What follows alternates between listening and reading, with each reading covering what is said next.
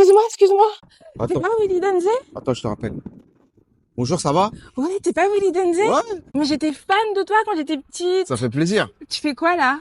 Bah là, en ce moment, je suis sur un projet, là. Est-ce que je peux te suivre? Bien sûr, vas-y, viens. Hey, Yas, Ça va ou quoi? je te ramène une invitée.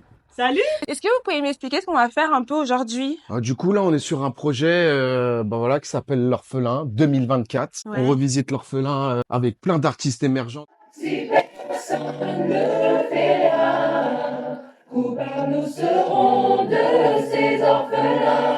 Hello tout le monde, salut tout le monde. Hey, il y a mon fils, je te présente mon fils. Ça va mon fils?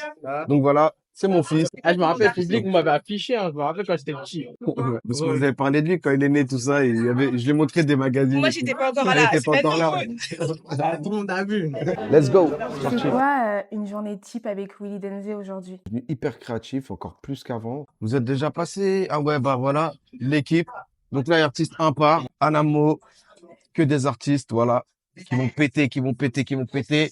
Ici aussi, il y a Benaël, excusez-moi, Benaël et sa maman. Salut. Il y a Donc voilà. T'as vu, là, c'est un truc particulier quand même, parce que sa maman, voilà, l'anecdote, je te la laisse la raconter. J'ai accompagné Willy Denzé sur scène, sur le Big Deal. Dans le Big Deal. Voilà, à l'époque, c'était une belle époque. Avec la gaffe. Donc voilà. Quels sont? Que vous dire, le mur du son, Ouais, c'est ça? c'était un mélange. Ouais, c'est un mélange, mix. c'est un medley. C'était un medley. Et C'était aujourd'hui, trop bien. truc de ouf. Après avoir travaillé avec la maman, maintenant, on travaille avec le fiston. Voilà, exactement. Je suis artiste indépendant et je l'ai rencontré sur TikTok. Voilà.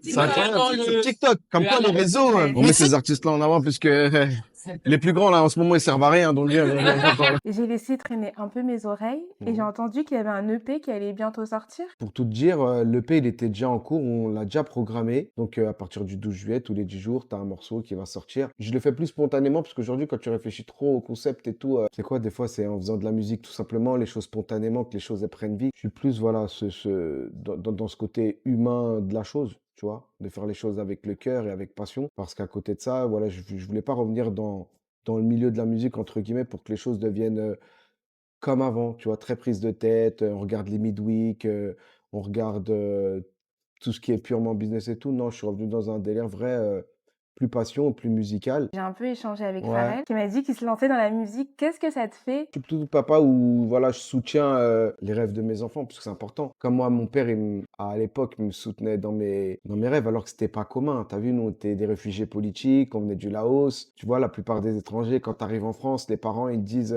voilà, je veux que tu deviennes médecin, je veux que tu aies un bon métier, et tout, etc. Mais en plus, mon père, il chantait. Donc, quelque part, quand je réfléchis, j'ai réalisé le rêve de mon père. Parce que mon père, voilà, pour gagner sa vie, voilà, il chantait dans les mariages, dans les fêtes, entre communautés et tout, etc. Aujourd'hui, le R&B qui revient grave Ouais. en force avec des artistes comme Tyke, Dadju. Ça te fait plaisir de voir cette nouvelle génération? Oui et non, pour la simple et bonne raison que déjà d'une, le R&B qui revient et tout, c'est stylé et tout. Franchement, c'est cyclique. Il y a des très bons artistes qui arrivent. Voilà, moi j'ai entendu, j'ai découvert en même temps des voix exceptionnelles qui reprennent le flambeau fièrement. Après, les artistes d'aujourd'hui, moi, ce que je leur reproche, entre guillemets, c'est ce manque d'unité que nous, on avait à l'époque. On avait une espèce d'unité entre nous où on s'appelait, on se donnait de la force directement. C'était pas moi je veux pas poser avec l'autre, non, moi je veux pas allier mon image, tu vois. On est plus sur le calcul des réseaux et je pense qu'il y a quand même, en tant que tonton entre guillemets du R&B, voilà, j'aimerais qu'il y ait plus cette unité-là entre tous les artistes parce que c'est ça qui va donner la force aux nouvelles générations d'émerger correctement et dans de bonnes conditions, d'avoir cette reconnaissance justement pour que tout le monde puisse vivre son rêve, parce qu'en vérité, il y a de la place pour tout le monde. Voilà, là, c'est les artistes. Hey, j'ai aussi des amis de longue date, puisque tu me Là, disais, c'est est-ce tous qu'on les se connaissait, artistes. voilà. Donc voilà, ça c'est l'équipe, voilà. Ça, les deux frérots, là. Tu vois, ces deux frérots, toi, je fais une image avec eux, là. Parce que ça, we are one, l'équipe.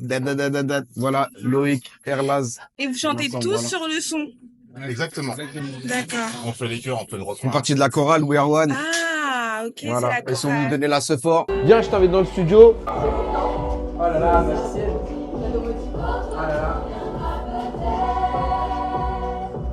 Le morceau L'Orphelin est remonté dans les trends de TikTok, en fait. Je me rends compte aujourd'hui que ça marquait vraiment une génération, en fait. Voilà, donc maintenant je te présente l'ONG Life. On agit dans 25 pays dans le monde, essentiellement l'accès à l'eau potable, la sécurité alimentaire, la reforestation, l'éducation et les situations d'urgence. C'est vos images qui vont apparaître derrière les artistes dans le clip, c'est ça? Exactement. C'est toutes vos actions humanitaires. C'est toutes nos actions En grande partie, humanitaires en grande partie. Il n'y a pas que ça, mais il y a aussi des images d'actualité. Mais il y a beaucoup d'images que nous, on a prises sur le terrain en nous rendant sur place. On cherchait une ONG justement pour nous soutenir pour cette cause-là. Et on est tombé sur Life, c'est connecté naturellement. Voilà, tout simplement.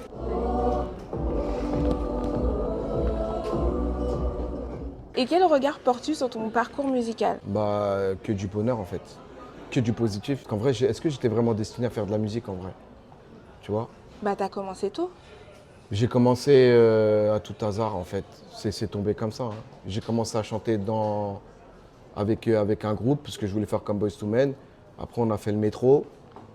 Après, on a commencé à faire des petites missions. Attends, tu chantais dans le métro? Ouais, Ah, je savais pas, ok. au tout début avec mes amis. Bon, c'était pour ça que j'étais de Sunday et tout. Hein. C'était pas vraiment un métier. Hein. Et c'est quoi l'un de tes meilleurs souvenirs? L'un de mes meilleurs souvenirs, c'est mon premier disque d'or qui a été remis par mon père. Tu peux nous raconter un peu comment ça s'est passé?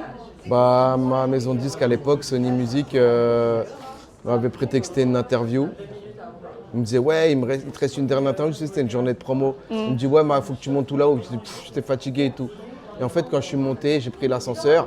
Bah, je me suis retrouvé face à face avec le compositeur du Mur du Son qui s'appelle Wayne Beckford. Et puis mes parents, ma grand-mère qui m'ont remis mon premier disque d'or. Donc incroyable. voilà, symboliquement, c'était fou parce que c'est un rêve de gosse. Parce que moi, quand j'ai fait de la musique, c'était pour sortir mes parents un peu, tu vois, d'un quotidien un peu, voilà, où on n'avait pas trop de sous et tout. J'ai pu payer la maison de mes parents. Ensuite, incroyable. Voilà, toute l'histoire s'est déclenchée. Et j'ai pu ramener mon père, surtout aux États-Unis, voir sa sœur qu'il n'avait pas vue depuis 30 ans. Wow. Donc voilà ce que j'ai fait avec mes sous. Bah trop bien, t'es un bon Merci. fils en fait. Bah, c'est l'éducation, hein. Nous on est des Laotiens, t'as vu?